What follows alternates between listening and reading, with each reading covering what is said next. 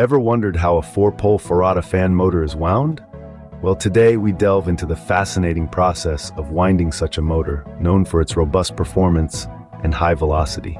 First, let's touch on some basics. The farata fan is a heavy-duty air circulator, often found in larger spaces. Its motor is a four-pole type, which means on a standard 50 Hz supply, it spins at a speed of 1,500 rotations per minute.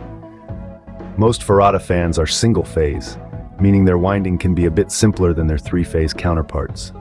The winding must be evenly distributed across the poles for a balanced operation. The wire's thickness, or gauge, depends on the motor's current rating, with higher power motors requiring a thicker wire. The number of turns in the winding determines the motor's torque and power. More turns mean more torque, but can also mean more resistance and less efficiency. And of course, proper insulation is crucial to prevent any unwelcome short circuits. Now onto the winding process. First off, prepare the wire. Calculate the length required based on the number of turns and the coil size. Make sure you have enough wire of the correct gauge. If you're rewinding an existing motor, carefully remove the old windings. It's a good idea to note the winding pattern before removing anything. Next comes winding the coils onto the stator. Each pole should have an equal number of turns.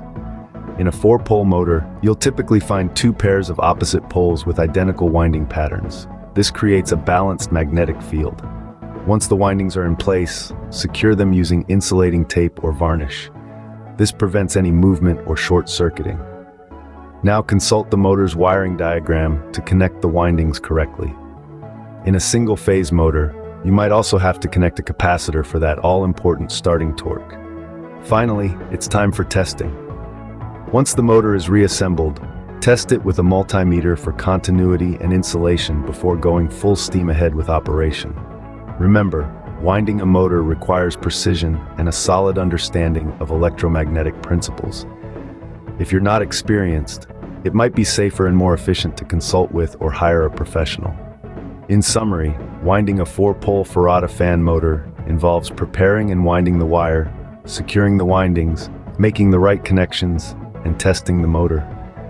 And don't forget the importance of even winding distribution, the right wire gauge, the correct number of turns, and proper insulation. It's a process that combines science, precision, and a bit of artistry. So the next time you switch on a farata fan and feel that high-velocity breeze, remember the intricacies that go into winding its motor.